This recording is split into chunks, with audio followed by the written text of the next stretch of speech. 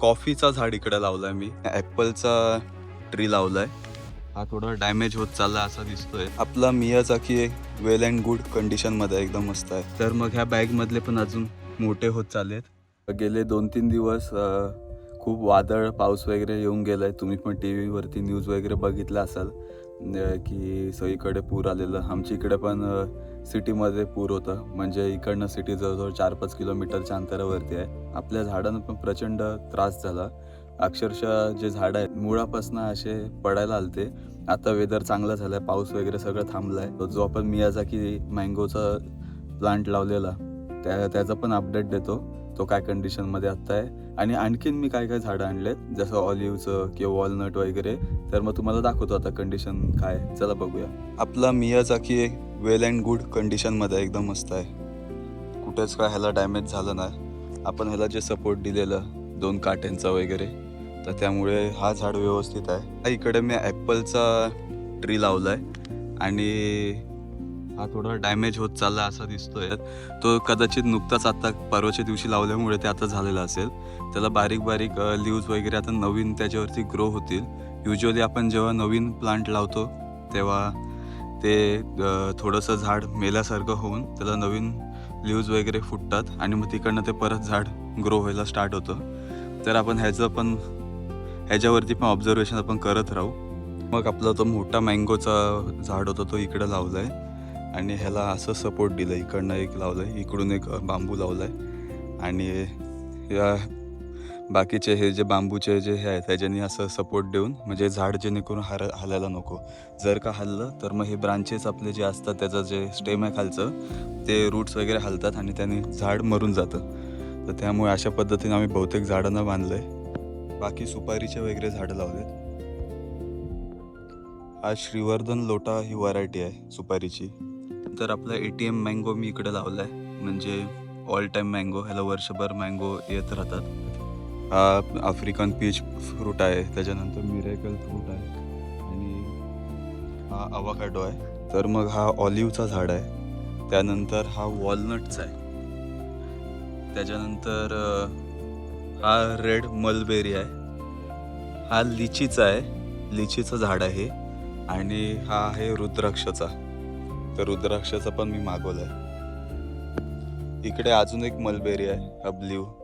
हा dark blue जो असतो तो वाला कलरचा आहे. मोठा बदामाचं झाड आहे. इकडे नीमचा आहे आणि हा कोकाचा आहे. इकडे चंदनचं झाड मी लावलंय आणि त्याला पॅरेलर म्हणून हा शेवगाचं झाड लावलंय. तर हा झाड मेलेला, म्हणजे थोडा डॅमेज झालेला, पण इकडनं परत ग्रो व्हायला स्टार्ट झालाय. तो फूड स्वतःचं जे आहे किंवा न्यूट्रिशन जे आहेत ते स्वतः न घेता दुसऱ्या झाडाला त्याचे मुळं अटॅच होऊन तो त्याचे न्यूट्रिशन वगैरे किंवा फूड ॲब्झॉर्ब करत असतो. त्यामुळे चंदनचं झाड ग्रो व्हायला कधी पण एक साईडला पॅरेलर झाड लागतं.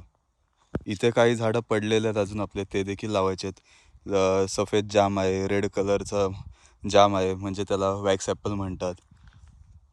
शाही सरबती आपलं निंबूचं झाड आहे. हे एक आपट्याच्या पानासारखं दिसणारं फुलाचं झाड आहे. पण काय क्रीपर्स लावलेले, म्हणजे त्याला करंदे म्हणतात. तर ते पण आता ग्रो व्हायला स्टार्ट झालेत.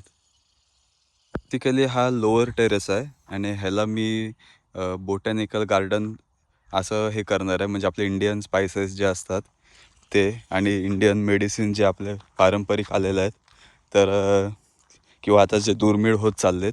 तर हा आडुळसाचा झाड आहे, इथे आडुळसाचं लावलं आहे. त्यानंतर ही मँगो हळद आहे, म्हणजे आंबे हळद आहे.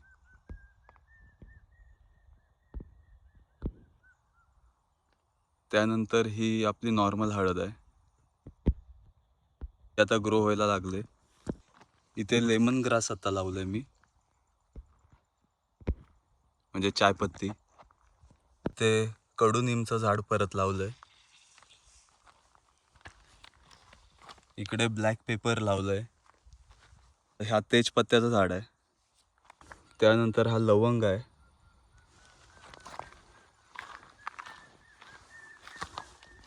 हा जायफळचा आहे. फुटीचा लावलाय, म्हणजे जे आपल्या किडनी स्टोनवरती जे मेडिसिनल यूज होतं याचा तो आहे.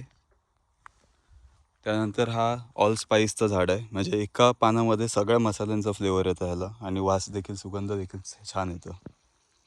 जे बिया वगैरे लावलेले तर ते पण भरपूर प्रमाणात डॅमेज झालेत, सगळे वाहून गेले पाण्याच्या वादळामुळे.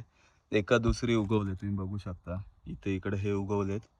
तर बरेचसे अजून भरपूर होते दुसरीकडे, पण ते आपण जे 100 झाडं लावणार होतो तर ते सगळे डॅमेज झालेत. त्यानंतर हा कॉफीचा झाड इकडे लावलाय मी. आता तुम्ही बोलाल कॉफीचं झाड मी एवढ्या खाली का लावलं इकडे, कारण की त्याचं रिझन असं आहे की कॉफीच्या झाडाला ना त्याला सकाळचे सूर्यकिरण जास्त लागतात आणि दुपारनंतरचे त्याला जी हीट आहे ती त्याला सूट नाही करत. आणि दुसरी गोष्ट म्हणजे ह्याला एक शेडसारखं लागतं दुपारनंतर.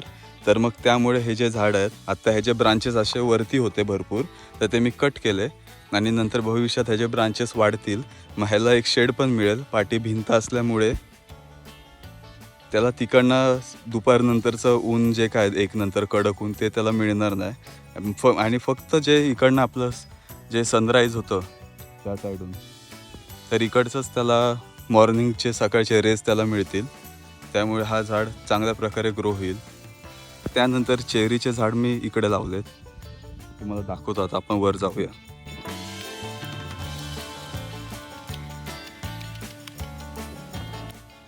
तर मग चेरीचं झाड आपण इथे लावलंय आणि दुसरं जे झाड आहे ते इकडे लावलंय, दोन बाजूला लावले. आणि चेरी अगदी हेल्दी कंडिशनमध्ये आहे. जे डाळिंबाचं कंडिशन बघू, हा एक छोटा मस्त ग्रो झाला इकडे. तर मग ह्या बॅगमधले पण अजून मोठे होत चालले, मस्त एकदम असे मोठे होत आहे. तर हे पण व्यवस्थित आहेत अजून. पाहू शकता झाड अगदी छोटंसंच आहे, एखाद वर्षाचं असेल. तर ह्याला बरेच जे फ्रुटिंग आहे ते चांगल्या प्रकारे होते आणि इथे मस्त ग्रो होतोय. तर मग भेटूया आपण नवीन व्लॉगमध्ये. तोपर्यंत लाईक करा, शेअर करा आणि आपल्या चॅनलला सबस्क्राईब करा.